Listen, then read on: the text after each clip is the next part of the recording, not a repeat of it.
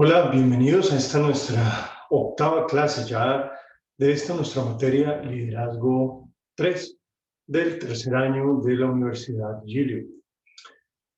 A lo largo de toda esta materia hemos aprendido a ver, como su nombre lo indica, la práctica del carácter ministerial en cada una de las diferentes áreas de la vida del ministro, del líder, del que ha sido llamado por Dios a ministrar.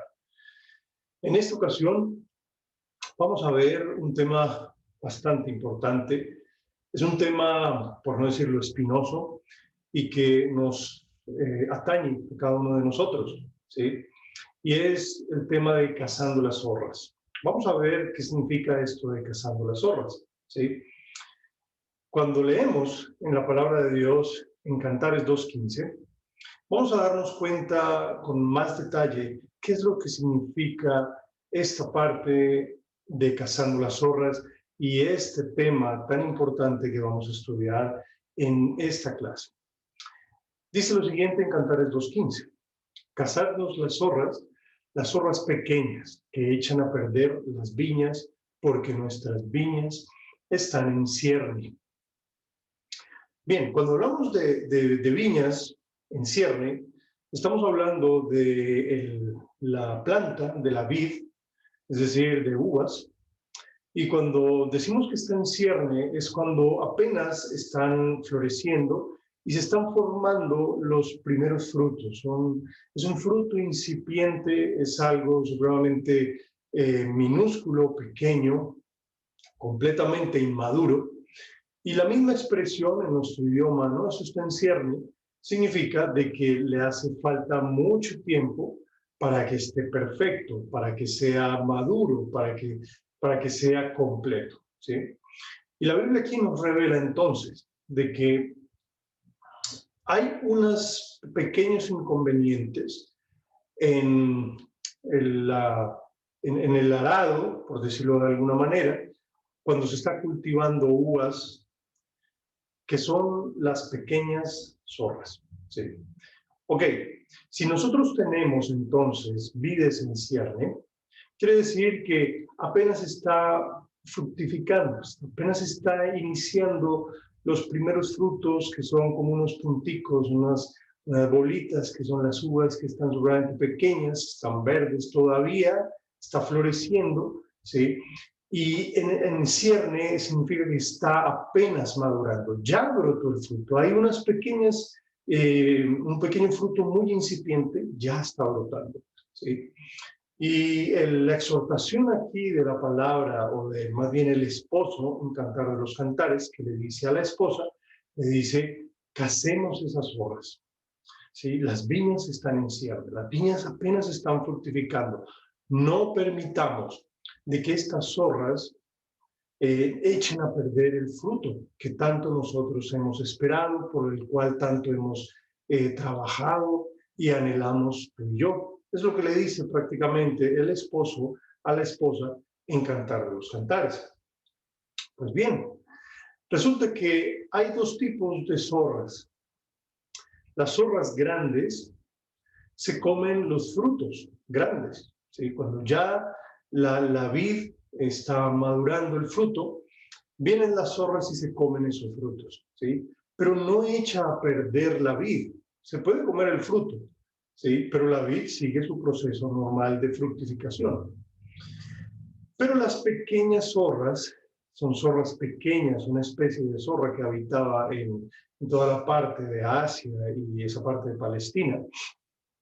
Esas pequeñas zorras no se comían los frutos, sino que echaban a perder las ramas de la vid y en muchas ocasiones también las raíces, escargaban la tierra, escarbaban y empezaban a mordisquear esas raíces en busca quizás de un alimento, en busca de minerales, proteínas, qué sé yo, sí, pero escarbaban y empezaban a mordisquear la raíz y obviamente la vid se echaba a perder. Y luego también trepaban a las ramas y rompían las ramas. Son animales bastante dañinos, ¿sí? Los grandes zorros no lo hacen, ellos simplemente van buscando el alimento, el fruto. Por eso es tan importante aquí, el esposo le decía a la esposa, cacemos esas zorras, ¿sí? Cuidemos nuestra vida, cuidemos el fruto que se está dando. Ahora, esto es una analogía. Es una analogía de nuestra vida, de nuestra comunión con el Señor, y es una analogía de nuestra vida espiritual, ¿sí? Hemos visto en el capítulo, en la clase anterior, vimos la importancia del fruto del Espíritu, de una vida fructífera. Hemos visto también a qué se refiere el fruto, qué es lo que el Maestro viene a buscar en nosotros, ¿sí? Y es algo demasiado importante que nuestra vida fructifique, ¿sí? Y como es tan importante y es tan relevante que nuestra vida fructifique, tenemos entonces que prestar mucha atención a aquellas cosas que pueden impedir que nuestra vida fructifique, ¿sí? Y son esas pequeñas zorras. ¿Qué entonces es una pequeña zorra? Fíjate que no es un pecado grande, entonces, una gran zorra que se come los frutos, no es un pecado de pronto vulgar, no es un pecado visible, ¿sí? Aparentemente no es algo que se pueda ver a simple vista. Las pequeñas zorras representan esos hábitos internos de nuestra vieja naturaleza, de nuestro carácter no reformado. Puede ser una mirada retrospectiva a nuestro pasado, a las cosas que antes nos gustaba hacer y que de pronto vuelven a aparecer en nuestras vidas y empezamos a tener esos deseos, empezamos a tener esas pasiones, empezamos a tener como esos pequeños hábitos malsanos o debilidades de carácter que a simple vista no se ven, ¿sí? Porque todos nosotros no podemos mentirnos, pero todos nosotros escondemos esos viejos hábitos. A veces ponemos eso una fachada delante de las personas para que observen realmente una apariencia de piedad. Y no digo que sea malo, porque verdaderamente el Señor ha hecho fructificar en nosotros la vida del Espíritu, ¿cierto? Nos ha bendecido, ha cambiado mucho nuestro carácter, pero no exponemos públicamente esos malos hábitos, quizás esas debilidades de carácter, esa mirada retrospectiva hacia el pasado, esas pequeñas amarguras que a veces cargamos, esas heridas, esos rencores, no los expresamos, ¿sí? Y esas son esas pequeñas zorras, son quizás mucho más peligrosas que una zorra grande, ¿sí? Porque estas están escondidas. Estas afectan directamente la vida de la vid, ¿sí? Quiebran las ramas, mordisquean las raíces lentamente, poco a poco, y la vid se va marchitando, va perdiendo su verdor, va perdiendo su vida, y no solamente se echa a perder un fruto, sino la vida entera puede echarse a perder. Con esto en mente, vamos a ver entonces en este capítulo de Cazad las zorras algo muy puntual, muy importante, y es el espíritu de contienda, que a veces se levanta en medio del cristiano, en medio de congregaciones, en medio de las familias, y empieza a hacer mucho daño a la obra de Dios, al corazón de las personas, ¿sí? Esas pequeñas zorras, entonces, para el propósito de esta nuestra clase, lo vamos a llamar el espíritu de contienda, ¿sí? Pues bien, la madurez y el crecimiento espiritual están sujetos, entonces, a la oportunidad que le brindemos al Espíritu Santo para operar nuestras vidas, ¿sí? Es en la medida que nosotros nos consagramos a la voluntad del Espíritu de Dios, en la medida que nosotros vamos rindiendo nuestras vidas, ¿cierto? Nuestro crecimiento entonces va a empezar a aumentar, va a darse satisfactoriamente en la vida cristiana. Ahora, por naturaleza, nosotros, los seres humanos, somos reacios a los cambios, somos reacios a tomar decisiones que alteren nuestra zona de confort, ¿sí? Queremos siempre como tener el control, no queremos tener incomodidades, ni tanto física ni espiritual, no queremos como salir de esa zona de confort, Y si no salimos de esa zona de confort, no habrá entonces crecimiento. Para muchos, quizás de nosotros, el alterar esa comodidad, ¿sí? El salir de esos espacios en los cuales estamos muy cómodos, pero estamos perdiendo la oportunidad de crecimiento espiritual, para muchos se nos hace que es como cambiar el curso de un río. A veces es algo supremamente, es una labor titánica, ¿sí? El hacer esos cambios en nuestra vida, porque demanda esfuerzo, demanda sacrificio, demanda tomar la cruz, demanda negarnos a nosotros mismos, ¿sí? Y es por eso que se da que algunas personas crecen más rápidamente o progresan más en la vida cristiana que otros, porque han tomado esas decisiones. Por otro lado, entonces, el hombre, o el ser humano, hombre o mujer, solo va a tomar decisiones en su vida que alteren su comodidad, que alteren su zona de confort, cuando entiende de que al hacer esos cambios va a recibir una mayor bendición de la que hasta ahora ha tenido.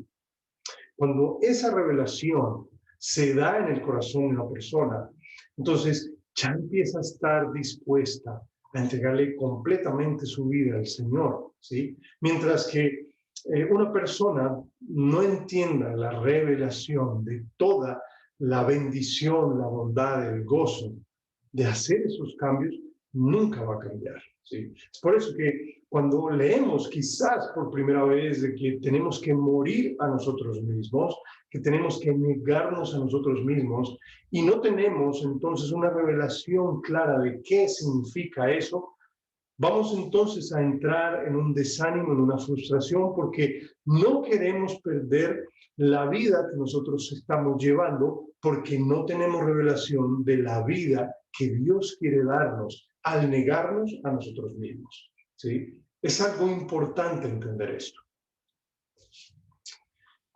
Ahora, hemos también aprendido que la madurez o el crecimiento espiritual están relacionados, van directamente unidos con alcanzar una armonía, una paz y una armonía con Dios y con los hombres, ¿sí? Eso está íntimamente relacionado. Cuando yo, en la medida que voy creciendo espiritualmente, me voy uniendo más a Cristo. Cristo es cada vez más en mí. Y fruto de eso, empiezo a tener hacer una gran bendición para los demás. Y nuestras relaciones interpersonales empiezan a fortalecerse, ¿sí? Nuestra comunión con los demás miembros del cuerpo de Cristo empieza a tener armonía. Ahora, ¿cómo definimos armonía? Armonía es el arte de mantener una correcta relación, ¿sí? O también podemos decir que es un fluir entre las partes, un fluir rítmico, con armonía, entre dos partes, con el fin de producir un producto agradable, ¿sí? Vamos a ver, entonces, en la palabra de Dios, cómo se muestra esta armonía, ¿sí? Cuando tú, por ejemplo, ves una orquesta sinfónica, todos los instrumentos que hay ahí, y hay a veces más de 100 instrumentos tocando al mismo tiempo, tú ves que cada instrumento lleva una parte importante en cada una de las piezas musicales que se tocan, ¿sí? Y el director de orquesta tiene la función de que todos esos ciento y tantos de instrumentos vayan fluyendo en una armonía perfecta, en un conjunto de notas, para que la música que empieza a formarse sea armoniosa a los sentidos y no sea un desorden de notas, una cacofonía sin sentido, estridente, ¿sí? La vida cristiana es así. El Señor es nuestro director de orquesta. Él sabe cómo llevar la armonía entre nosotros. Y si cada uno de nosotros está con la mirada puesta en el Maestro, vamos a ocupar nuestra función en la iglesia de una manera correcta. Y vamos a tener armonía con los demás miembros del cuerpo de Cristo. Vamos a mirar entonces como lo dice la palabra, con una sencillez maravillosa acerca de esto, de la armonía. En 1 Corintios 1:10 dice lo siguiente: os ruego pues, hermanos, por el nombre de nuestro Señor Jesucristo, que habléis todos una misma cosa, y que no haya entre vosotros divisiones, sino que estéis perfectamente unidos en una misma mente y en un mismo parecer. ¿Sí? Entonces, fíjate que la armonía entre los miembros del cuerpo de Cristo es cuando estamos obviamente unidos a Cristo y nuestra mente y nuestras decisiones, nuestra manera de actuar van completamente en armonía a la de Cristo. ¿Sí? Por eso dice que estáis perfectamente unidos en una misma mente y en un mismo parecer. Es decir, que nuestra manera de pensar y nuestra manera de actuar, de tomar decisiones, tiene que estar en armonía con Cristo y en armonía unos con otros. Hay un principio, obviamente, espiritual aquí que nos habla lo siguiente: ¿qué conclusión podemos sacar de esta armonía que la Biblia nos presenta ante nuestros ojos para que vivamos por ella? Pues la única forma entonces de lograr una perfecta armonía con los hombres es mantener, es trabajar, es vivir en una perfecta armonía con Dios. ¿Sí?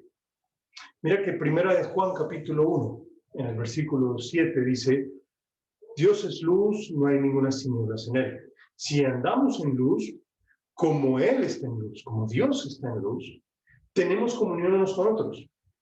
¿Sí? Es decir, si estamos en el mismo ambiente de Dios, si estamos unidos en un mismo parecer al Señor, si estamos en la luz, porque Él dice que habita en la luz, Dios es luz, habita en luz inaccesible. Entonces, si estamos en la luz, si estamos en Dios, si todas nuestras decisiones son gobernadas por la palabra de Dios, si todo nuestro pensamiento, nuestra vida está en la luz, está siendo llenado completamente todo el tiempo por la misma presencia de Dios, dice, si estamos en luz, tenemos comunión unos con otros.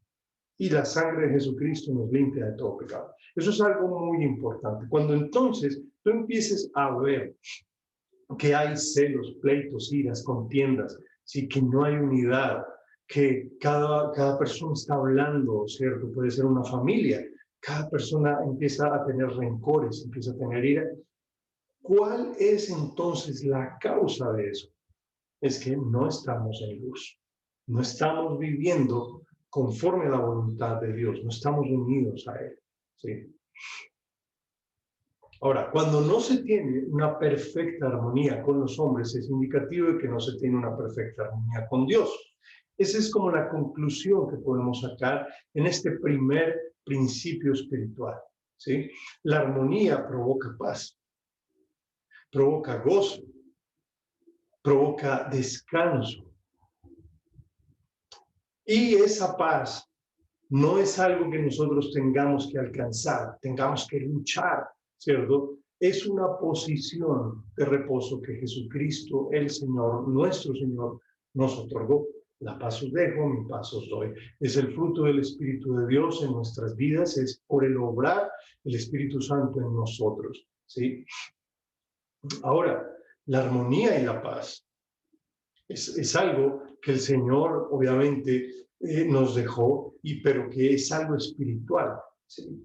No es como el mundo la da. Tenemos que entender esa gran diferencia. ¿Sí? La armonía y la paz, como el mundo la da, tiene una base mundana, es una base materialista, es una base egoísta. Es decir, yo estoy en paz mientras nadie se meta conmigo. Es algo así, o mientras tenga lo que yo desee. La paz que el Señor nos da tiene un cimiento espiritual. Es algo que viene de Dios y que nos dice, a pesar de que en el mundo enfrentemos aflicciones, podemos tener paz porque Él es nuestra paz. Nuestra paz no la definen las circunstancias, la define Cristo en nosotros. ¿Sí? Entonces, la armonía y la paz son componentes esenciales para desarrollar y mantener, entonces, un carácter conforme de Cristo, un carácter ministerial de excelencia. ¿Sí? Obviamente la Escritura nos dice, en cuanto dependa de vosotros, estar en paz, unos con todos los hombres, ¿sí? Hay situaciones en que no podemos estar en paz con las personas, ¿sí? Porque tienen contienda con nosotros. Si depende de nosotros, tengamos paz, tengamos armonía unos con otros, solucionemos los conflictos, pero habrá momentos en que no, salvo algunas excepciones, obviamente. Ahora, ¿cómo podemos entonces, ya que identificamos esa zorra pequeña, tan destructiva que es la contienda, la división, ¿sí? El no tener un mismo sentir en el cuerpo de Cristo? Eso es una zorra pequeña altamente destructiva, ¿sí? Cuando no hay un acuerdo espiritual, cuando no tenemos un mismo sentir en Cristo, cuando cada uno de nosotros está guiado más bien por sus pasiones, por sus deseos, esa zorra pequeña de la contienda empieza a hacer grandes estragos, empieza a destruir las vides, no puede entonces formarse el fruto del Espíritu en nosotros, el carácter de Cristo, no puede haber mansedumbre, no puede haber humildad, ¿sí?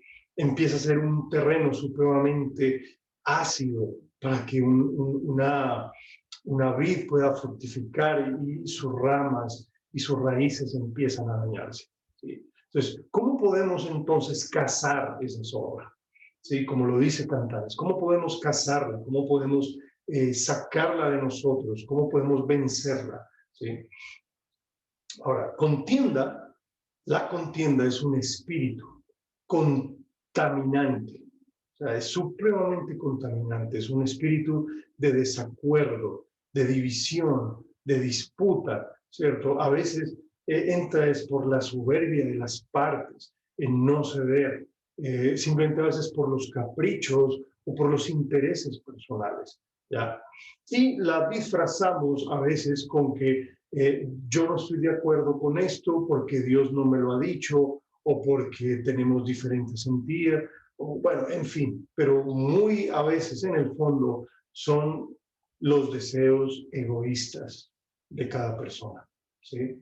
Y entonces esto, a veces, este espíritu de contienda toma el control cuando no tenemos armonía con Dios, cuando nos salimos de la perfecta voluntad de Dios, cuando nos salimos de estar en comunión con Dios, ese espíritu de contienda empieza a tomar el control, ¿cierto? Y recordemos que contienda es un fruto de la carne, es una obra de la carne. Sí, acuérdate de Gálatas, capítulo 5, donde dice, manifiestas son las obras de la carne, ira, enojo, maledicencia, ira, contiendas, disensiones, divisiones, pleitos, celos. ¿Sí? Entonces, la contienda es una obra de la carne, es un fruto, pues, por decirlo así, de la carne. ¿Sí? Y es una amenaza directa al fruto del Espíritu en nuestras vidas, es decir, al buen carácter de Cristo en nosotros. Mira, por ejemplo, lo que dice 1 Corintios capítulo 3, versículo 3. Porque aún sois carnales, pues habiendo entre vosotros celos, contiendas y disensiones, no sois carnales y no andáis como hombres. Entonces, aquí es donde el apóstol Pablo revela que la condición de la iglesia en Corinto era una condición carnal, era una condición de inmadurez.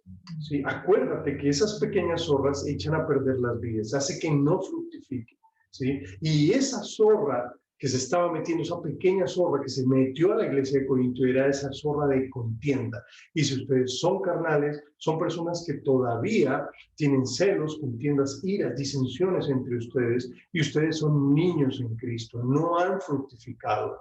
Entonces, fíjate que ese espíritu de contienda, esa zorra de contienda, va a hacer que tú no fructifiques en la vida cristiana y sigas siendo un niño espiritual y no alcances la madurez que Dios quiere que alcances. ¿Sí? También otra característica de este espíritu de contienda es que revela necedad en el corazón de una persona. Mira lo que dice Proverbios 18:6. Dice, los labios del necio traen contienda y su boca los azotellaba. Entonces, cuando hay contienda, también revela en una persona su necedad. Es una persona necia, es una persona que no es sabia no es obediente, no es sumisa, ¿sí? Es una persona que da rienda suelta a sus pasiones. Una cosa, como lo hablábamos anteriormente, una cosa es que lo que nosotros proyectamos en nuestro exterior, ¿sí? Y otra cosa es lo que somos en el interior. Ahora, con esto no quiero decir que nada de todo este tiempo en la vida cristiana, en la de una persona, está bien, no. Hay cosas que Dios ha hecho muy hermosas en la vida de cada creyente, en la vida de cada hermano. Y esas cosas a veces son las que queremos mostrar, queremos que afloren eso, pero no queremos mostrar esas debilidades de carácter, esas cosas en las que verdaderamente guardamos en nuestro interior, ¿sí? El exterior puede reflejar algo bueno, ¿sí? No necesariamente tiene que ser toda una fachada mala, una fachada falsa, ¿sí? Hay cosas que realmente son buenas en la vida de las personas, ¿sí? Y en el exterior se manifiestan. En otros casos, a veces sí es una simple fachada, ¿sí? Que más o menos se puede manejar, ¿sí? Es decir, cuando estamos en público, tratamos de poner como un carácter afable para todos, ¿no? Y una discreción, una prudencia, pero realmente el interior manifiesta lo que verdaderamente somos. Y las pruebas, los conflictos y las circunstancias aflictivas revelan realmente lo que hay en lo profundo de nuestro ser. Entonces, podemos mantener hasta cierto punto alguna armonía y paz durante circunstancias que nos confronten, ¿sí? Podemos como tener un poco de reposo, de calma, pensar y decir, no podemos decir esto porque qué va a pensar la otra persona, ¿cierto? Pero el verdadero ser interior va a ser manifestado en situaciones que realmente nos confronten, cuando ya no encontramos salida, cuando nos cogen desprevenidos, ¿sí? Cuando verdaderamente alteran nuestra vida, ese verdadero yo, ese verdadero ser interior va a aflorar, ¿cierto? Cuando nos sentimos amenazados de pronto, ¿sí? Cuando sentimos que nuestra comunidad es amenazada, nuestra autoridad es amenazada, cuando nuestros derechos son vulnerados, en fin, ahí es cuando verdaderamente aflora, porque es una reacción que necesita ser manifestada inmediatamente. No tenemos tiempo de pensar, no tenemos tiempo de calmarnos. Entonces, ¿qué es lo que vamos a hacer? Va a aflorar rápidamente lo que hay en nuestro interior, ¿cierto? En situaciones, como les decía, que nos sentimos amenazados, confrontados, o cuando sentimos impotentes, cuando nos sentimos que no podemos hacer algo eh, adecuado en ese sentido, ¿sí? Ahora, nosotros los cristianos, los creyentes, no estamos exentos de ese espíritu de contienda. Esto no solamente es una enseñanza para descubrir la contienda en los no cristianos, no. Esto es para que nosotros entendamos de que muy posiblemente todavía guardamos eso en nuestro interior, ¿sí? Y esas pequeñas zorras andan rondando nuestra vida, ¿sí? Y quizás con dolor hemos visto que en algunas circunstancias puntuales de nuestra vida, esa zorra ha mordisqueado nuestras raíces o ha quebrado nuestras ramas, ¿sí? Ahora, no estamos exentos, pero vamos a ver un poco entonces cuál es la raíz de ese espíritu de contienda. Y es algo para meditar, ¿sí? Santiago, el libro de Santiago, capítulo 4, del versículo 1 en adelante, revela por qué esas zorras de contienda empiezan a aparecer en la vida de una persona, ¿sí? Dice así: ¿de dónde vienen las guerras y los pleitos entre vosotros? Cuando se refiere a guerras es como ese carácter belicoso permanente, ¿cierto? Es un carácter conflictivo. Y está esa situación de belicosidad guerrerista a veces. Y cuando se habla de los pleitos, son las cosas puntuales en áreas específicas de nuestra vida, nuestra familia, nuestras emociones, nuestro dinero, nuestros bienes materiales, nuestro ministerio, etcétera, etcétera, ¿sí? Entonces, ¿de dónde vienen esas cosas? ¿Cuál es la raíz de ese espíritu de contienda. ¿Cuál es la razón de que ese espíritu de contienda, esa zorra, haga tanto daño en la vida de una persona o de una iglesia o de una familia? ¿Cierto? Y luego dice, no es de vuestras pasiones las cuales combaten en vuestros miembros. ¿Sí? Entonces, las guerras, ese sentimiento de belicosidad permanente y los pleitos, es decir, esas cosas puntuales en las que nosotros queremos defender y pelear por lo nuestro, vienen de las pasiones nuestras. Cuando se habla de pasiones, viene de la misma palabra, de la misma raíz griega de hedonismo, es decir, un deseo profundo por vivir el placer, por tener el placer, ¿sí? Hasta el punto de lujuria. No solamente es algo sexual, sino a nivel de todos los sentidos, mundano, de bienes materiales, de dinero y también, obviamente, desde el punto de vista sexual. Entonces, esas pasiones, ese hedonismo que hay en nosotros, ese deseo por vivir los placeres, ¿cierto? Combaten en nuestro cuerpo, ¿sí? En nuestros miembros. Cuando se habla de miembros, no se está hablando de los miembros de la iglesia, sino de los miembros de nuestro cuerpo, ¿sí? Esas pasiones, esas pequeñas zorras, ¿cierto? Que están ahí, esos hábitos, esas miradas retrospectivas al pasado, esos viejos hábitos malsanos nuestros, batallan en nuestro cuerpo y nos llevan a ese espíritu de contienda. Por eso lo dice el versículo 2, codiciáis y no tenéis, matáis y ardéis de envidia y no podéis alcanzar, combatís y lucháis, pero no tenéis lo que deseáis porque no pedís. ¿Sí? Entonces ahora aquí revela que todo el tiempo que una persona está controlada por esas pasiones en su cuerpo, lo que va a hacer es tratar de alcanzar a toda costa sus anhelos para satisfacer sus deseos, ¿sí? Por eso, como les decía al principio, cuando el Señor habla de tomar la cruz, de negarse a uno mismo, de renunciar a su propia vida, de sacrificar, de quitar nuestra zona de confort, es muy difícil si no tenemos clara la revelación de la bendición mayor de la vida del Espíritu que Dios quiere darnos. Si no hay esa revelación, esas pasiones nos van a llevar a las guerras entre nosotros, a los pleitos, a alcanzar a como de lugar lo que nosotros deseamos, sin a veces detenernos y preguntarle al Señor cuál es su voluntad y entregar y sacrificar todo eso en el altar, ¿sí? Es una vida obviamente carnal, es una vida condicionada y dirigida por el alma, por el ego, por el yo. Es una vida completamente anímica y sensual. Ahí es donde empieza a manifestarse en ese espíritu de contienda. Por eso dice, peleáis, lucháis, combatís, ¿cierto? Quieres alcanzar a como dé lugar lo que tú deseas, pero no lo recibes, no lo puedes tener.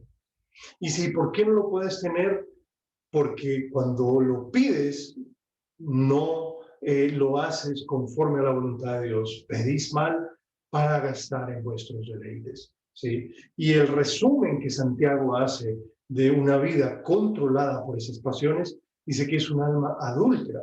Dice, o almas adúlteras. O sea, la persona que tiene guerra y pleito en su corazón con los demás miembros del cuerpo de Cristo o con su familia, y todo se deriva por querer alcanzar y tener lo que siempre ha querido, lo que su corazón desea y anhela, y no lo puede tener, dice que es un alma adúltera, porque su afecto principal no es Dios, sino el mundo.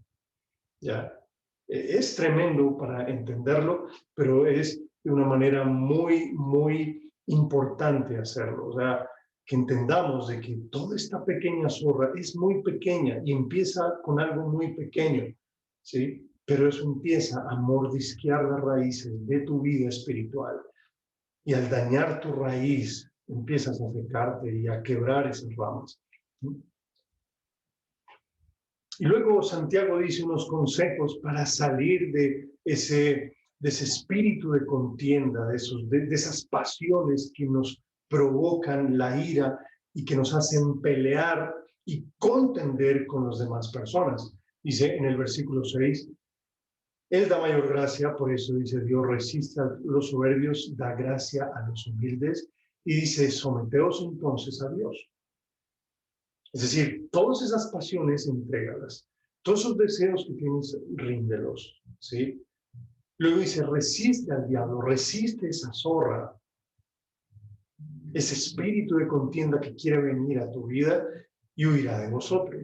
Y luego dice, acercaos a Dios y Él se acercará a vosotros. Pecadores, limpiad las manos, vosotros los de doble ánimo, purificad vuestros corazones. ¿Sí?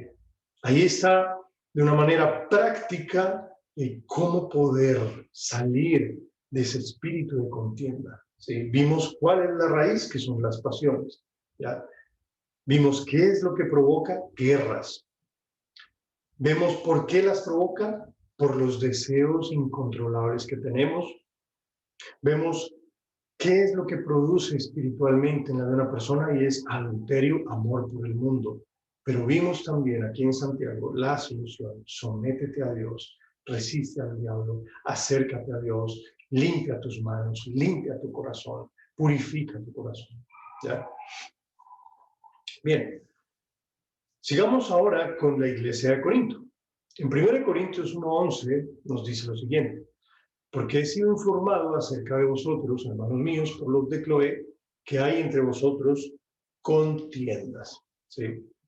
Entonces aquí vemos que el apóstol Pablo le estaba hablando a cristianos en Corinto, no le estaba hablando a gente mundana, a gente que no era cristiana, no, eran cristianos, ¿cierto? Y como lo decíamos, no estamos exentos de ese espíritu de contienda, ¿sí? O sea, nos puede atacar en cualquier momento. Esa zorra puede llegar de un momento a otro, tal vez muy escondida, muy superficial, y para eso tenemos necesariamente que tener ese discernimiento y pedirle al Señor, como veíamos en el capítulos anteriores, discerniendo los espíritus, que nos va a ayudar mucho para identificar el buen fruto y el mal fruto. Puede atacarnos en cualquier momento, ¿sí? Sea una oveja, sea un ministro, un líder, un alto pastor o un líder de la iglesia, ¿cierto? Puede tomar el control de las emociones, de nuestras emociones, ¿sí? Entonces, desde ese momento, es el espíritu de contienda entonces el que se posiciona en control y empieza a ejercer dominio sobre la persona, y todos sus actos de ahí en adelante, todo lo que haga, empieza a ser dirigido por ese espíritu, ¿sí? Desplazándonos a nosotros y aún también eclipsando la obra del espíritu en nuestras vidas, nuestra cordura, nuestro dominio propio. Y si nuestro carácter no ha sido reformado, o mejor, conformado al carácter, a la imagen de Jesús, entonces ya no vamos a razonar, sino que vamos a atacar. Vamos a atacar y no vamos a detenernos, ¿sí? Para evaluar las consecuencias de eso. Y aquí surge otro principio espiritual entonces. La contienda toma control cuando le damos más valor a lo que vemos, a nuestros deseos, a nuestras pasiones, y oímos lo que otros dicen y no escuchamos lo que dice la palabra de Dios. Cuando somos cegados por el espíritu de contienda, con celos, con iras, con pleitos, ¿sí? Cuando somos cegados, entonces ahí es donde toma el control, cuando le damos más valor a lo que vemos y oímos que lo que dice la palabra de Dios. Y también se puede dar el caso en que unas personas pueden entonces contender con la Biblia en mano, ¿sí?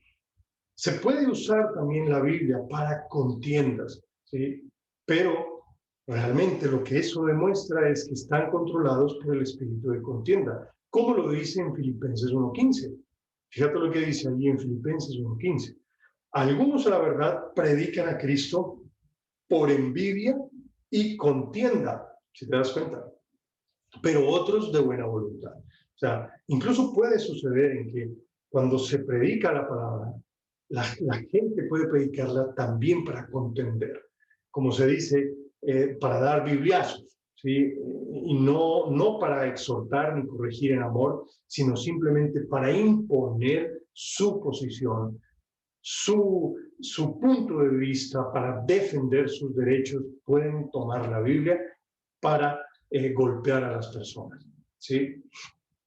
Ahora, la contienda causa divisiones y consecuencias realmente serias, ¿sí? Por eso que cuando hay una persona contenciosa, ¿sí?, que no recibe corrección, que insiste en seguir contendiendo, seguir peleando, seguir formando divisiones, el consejo de la palabra es: sácalo de tu vida, ¿sí?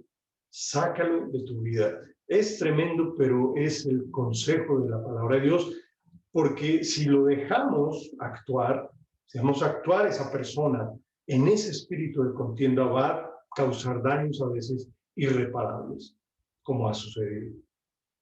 Mira lo que dice Tito 3, del 10 al 11. Evita las cuestiones necias y genealogías y contenciones, discusiones acerca de la ley, porque son vanas y sin provecho. Al hombre que cause divisiones después de una y otra amonestación, deséchalo, sabiendo que el tal se ha pervertido y peca y está condenado por su propio juicio. Entonces, este es el consejo de la Biblia. No nos llama a no confirmar el amor con las personas y a nosotros ser duros y contenciosos, sino es más bien prevenir todo un daño, a eso destructivo que trae la contienda, y rechazar, sacar de nuestras vidas a cada persona que insista en contender, ¿sí?, que insista en causar divisiones. Dice: deséchalo, o sea, sácalo de tu vida, porque puede traer condiciones y circunstancias muy negativas y daños irreparables. Dios quiere entonces que sus hijos aprendan a vencer ese espíritu de contienda para la edificación del creyente, y no solamente en nosotros, sino de todo el cuerpo de Cristo en general. Es por eso que es importante que todos nosotros, ¿cierto?, sean pastores, líderes, maestros, o sean ovejas del rebaño, ¿cierto?, todos nosotros tengamos, obviamente, una autoridad delegada, ¿sí?, como decir un mentor, una autoridad sobre nosotros, un instrumento de Dios que nos exhorte, que nos edifique, que nos ayude, que esté atento a nuestras vidas, ¿cierto?, y que nos haga ver esas debilidades de carácter. Es importante para eso, ¿cierto? Mira lo que dice 2 Corintios 12, 19 al 20. Dice: ¿pensáis aún que nos disculpamos con vosotros? Delante de Dios en Cristo hablamos, y todo muy amados para vuestra edificación. Pues me temo que cuando llegue no os halle tales como quiero, y yo sea hallado entre vosotros cual no queréis. Que hay entre vosotros contiendas, envidias, iras, divisiones, maledicencias, murmuraciones, soberbias, desórdenes. Para eso están los pastores, para eso están las autoridades. Los pastores no solamente alimentan el rebaño, sino que los pastores también ponen disciplina entre oveja y oveja. Hacen diferencia entre oveja y oveja, porque las ovejas a veces se pelean, se acornean, se pisotean, se muerden, ¿sí? Para eso son los pastores también, para vigilar por el rebaño. Y por eso es necesario que cada uno de nosotros tengamos esa autoridad espiritual, como ese mentor que esté vigilando nuestras vidas, que esté vigilando nuestro ministerio, ¿sí?, al cual nosotros podemos confiar y que nos pueda exhortar y nos pueda hacer ver cosas que nosotros no vemos, y que nos ayude a cazar esas pequeñas zorras que pueden dañarnos. Bien, hasta aquí hemos visto lo que es el espíritu de contienda, los daños que hace ese espíritu de contienda, cómo entonces podemos identificar ese espíritu de contienda, cómo también podemos aprender a vencer ese espíritu de contienda, ¿sí?, que no estamos exentos de eso. En la próxima clase, en el siguiente video, vamos a ver ahora cómo poder vencer la contienda. Vamos a ver principios claros, prácticos, ¿cierto?, que nos van a ayudar a entender, una vez identificada esa zorra, cómo vencerla, ¿sí? Entonces, no te pierdas el próximo video. Espero que este haya sido de gran bendición para tu vida y nos vemos en el próximo video. Dios te bendiga.